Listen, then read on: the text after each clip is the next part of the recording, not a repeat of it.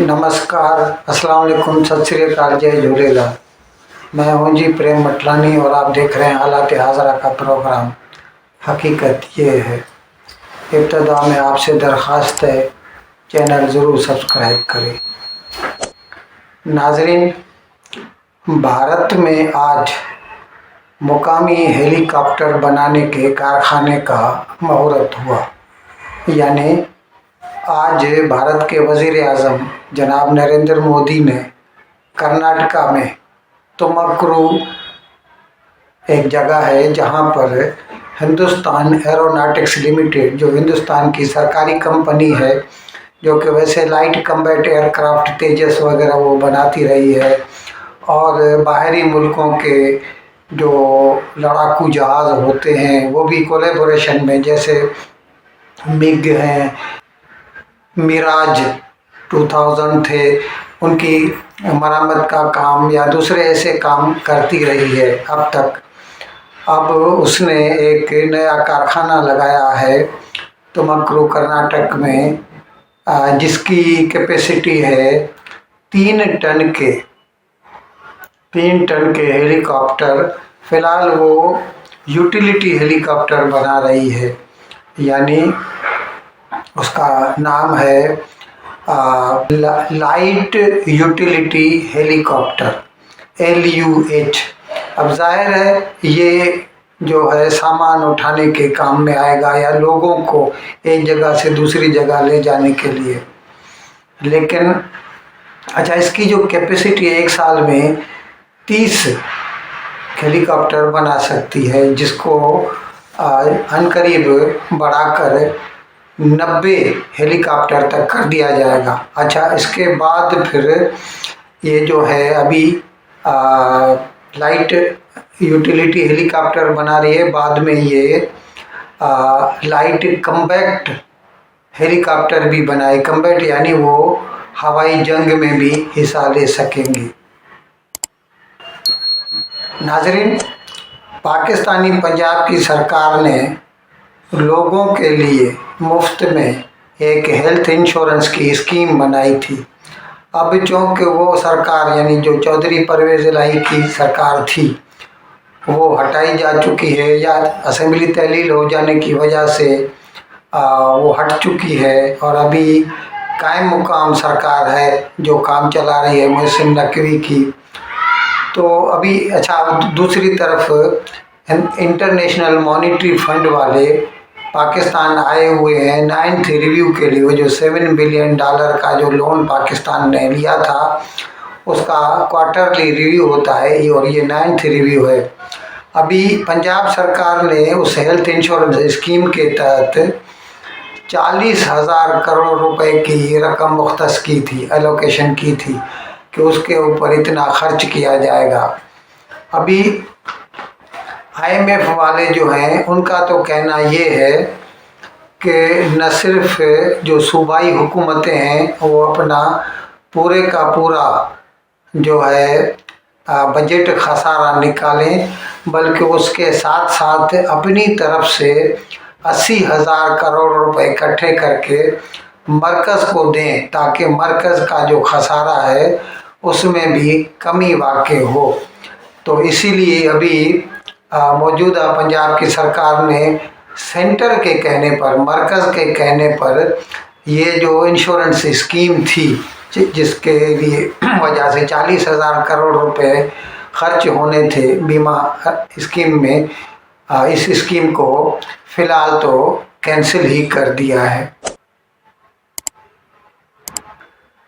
नाजरीन, तहरीक-ए-तालिबान पाकिस्तान वालों के पाकिस्तानी अफवाज या पुलिस के ऊपर हमले लगातार चालू हैं। और जो इतवार के रोज़ हमला हुआ था, जिसके नतीजे में 101 शख्स पेशावर में हलाक हो गए थे और कई ज़ख्मी।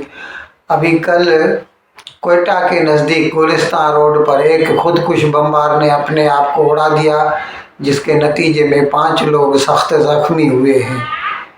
मतलब ये है कि ख़ास तौर पर खैबर पख्तूनख्वा और बलूचिस्तान जो है उनकी हरकतों की आमाजगाह बन चुका है اور وہ آئے دن کسی نہ کسی جگہ پر کسی نہ کسی پولیس پارٹی یا پیراملٹری فورسز یا ملٹری والوں کے اوپر حملہ کر رہے ہیں. اور یہ جو کوئٹہ کے نزدیک جو حملہ ہوا وہ بھی پولیس تھانے کے نزدیک ہی تھا. ناظرین، کل سینیٹر مشاہد حسین سید، نواز شریف کا پہلے کا وقت تھا 15-20 سال، اس وقت وہ وزیر بھی ہوا کرتا تھا مشاہد حسین سید.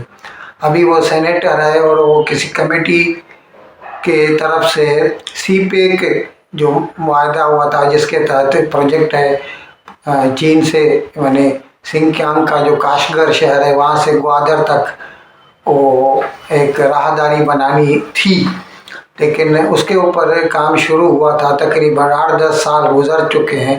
تو کل مشاہد حسین سید نے اس پروجیکٹ کا معائنہ کرنے کے لیے سندھ کا دورہ کیا اور اس نے تھر میں جو کوئلے کی کھانیں نکلی ہیں اور وہاں سے جو کوئلہ نکلتا ہے وہ چین کو جاتا ہے، تو اس کا بھی معائنہ کیا. اور اس نے کہا کہ اگر صحیح طور پر یہ سی پیک پہ عمل کیا جائے تو پاکستان کی ساری معاشی تکلیفیں دور ہو جائیں گی، اور بقول اس کے یہ ہمارے لیے بہت خوش آئند ثابت ہوگا.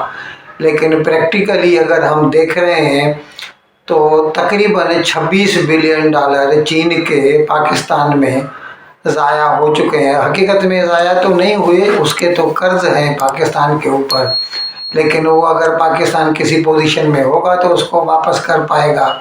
اور وہ $26 بلین خرچ کرنے کے لیے پاکستان والوں نے لیفٹیننٹ جنرل عاصم باجوہ کو سی پیک اتھارٹی کا ہیڈ بنایا تھا، اور اس نے اتنا دبا کے پیسہ کھایا کہ اور کھا کے وہ پیسہ جب اس کے اوپر شکایتیں اس کے خلاف آنے لگیں تو وہ پاکستان چھوڑ کر امریکہ چلا گیا.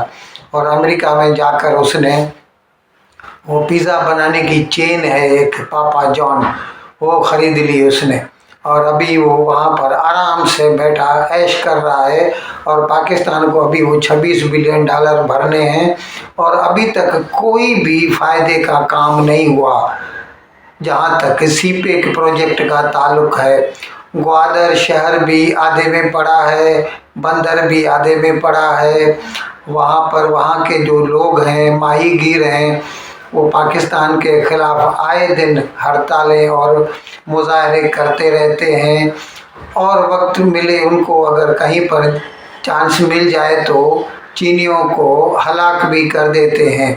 حالت یہ ہے کہ گوادر شہر میں وہ اپنی بجلی بھی نہیں بناتے، وہ بجلی بھی گوادر میں ایران سے درآمد کرنی پڑتی ہے. اور یہ مشاہد حسین سید کہتے ہیں کہ سی پیک جو ہے وہ پاکستان کی کایا پلٹ کر دے گا. فی الحال تو ایسا لگ رہا ہے کہ سی پیک نے نہ صرف چین کا بلکہ پاکستان کا بھی بیڑا غرق کر دیا ہے. ناظرین، 2-4 روز سے امریکہ میں فضا میں ایک بلون دیکھی گئی.